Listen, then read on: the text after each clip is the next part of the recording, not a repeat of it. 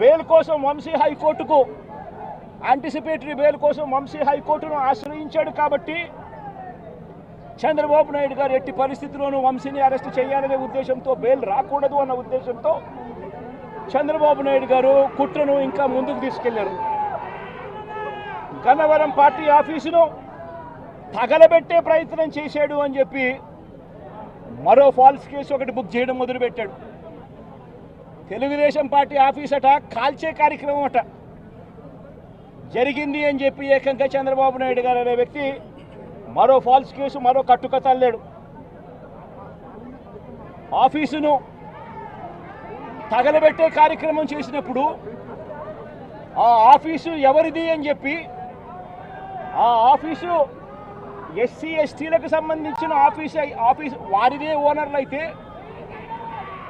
అప్పుడు ఇది non bailable sections కిందికి వస్తుంది, ఎస్సీ ఎస్టీ కేసు పెట్టచ్చు అనే ఉద్దేశంతో ఏకంగా తెలుగుదేశం పార్టీ ఆఫీసు ఎస్సీ ఎస్టీలదని చెప్పి ఇంకో దొంగ కేసు, ఎస్టీ ఎస్టీలదే అని చెప్పి ఇంకొక దొంగ వాంగ్మూలాన్ని కూడా ఇచ్చేశారు ఇదే పెద్ద మనిషి చంద్రబాబు నాయుడు గారు. వాస్తవం ఏమిటంటే తెలుగుదేశం పార్టీ కాలబడింది లేదు. తెలుగుదేశం పార్టీ ఒక ఎస్సీ ఎస్టీకి సంబంధించిన వ్యక్తికి సంబంధించిన ఆఫీస్ బిల్డింగ్ కూడా కాదు.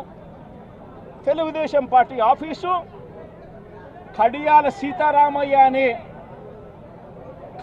సీతారామయ్య గారు అనే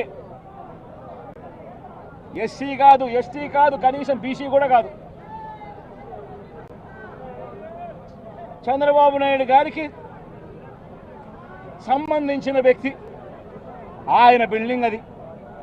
అంటే అక్కడ కూడా చంద్రబాబు నాయుడు గారు ఉద్దేశపూర్వకంగా వంశీకి బెయిల్ రాకూడదు అని నాన్ బెయిలబుల్ కేసు కింద దీన్ని మార్చాలి అనే ఉద్దేశంతో చేసిన మరో కుట్ర ప్రయత్నం. మరోవైపు ఈ కేసులో దాదాపుగా 94 మంది మీద కేసు పెడితే చంద్రబాబు నాయుడు గారు నెలల తరబడి వైఎస్ఆర్సీపీ నాయకులు వేధించాలనే ఉద్దేశంతో ఇంకా 44 మందికి ఇంకా బెయిల్ రాకుండా చంద్రబాబు నాయుడు గారు అడ్డుకుంటా ఉన్నారు. ఒక హక్కుగా బెయిల్ రావాల్సిన చోట నెలల తరబడి బెయిల్ రానివ్వకుండా అడ్డుకుంటా ఉన్న పరిస్థితి చంద్రబాబు నాయుడు గారు. ఇదే సత్యవర్ధన్ అనే వ్యక్తి మెజిస్ట్రేట్ దగ్గరికి తాను వచ్చి జరిగిన ఘటన గురించి మెజిస్ట్రేట్ దగ్గర వాంగ్మూలం తాను ఇచ్చేస్తే మిగతా వాళ్ళందరికీ కూడా బెయిల్లు వస్తాయి అనే ఉద్దేశంతో పోలీసులు చంద్రబాబు నాయుడు గారు ఇద్దరు కూడా కుట్ర పన్ని సత్యవర్ధన్ అనే వ్యక్తిని 20 సార్లు మెజిస్ట్రేటు రమ్మని సమన్లు పంపించినప్పటికీ కూడా ప్రతిసారి దాటేసుకుంటూ రాకుండా ఎగరగొడుతూ పోయాడు. చివరికి జడ్జికు 20వసారికి ఇన్నిసార్లు సమన్లు ఇచ్చినా కూడా ఈ మనిషి రాకపోవడం అన్యాయము అని పోలీసుల మీద గట్టిగా జడ్జి తిట్టి ఖచ్చితంగా సమన్లు ఇవ్వండి, నెక్స్ట్ టైం వచ్చేట్టుగా ఖచ్చితంగా చూసుకోండి అంటే అప్పుడు మరుసటి వాయిదాకు సత్యవర్ధన్ అనే వ్యక్తి తానంతటి తానే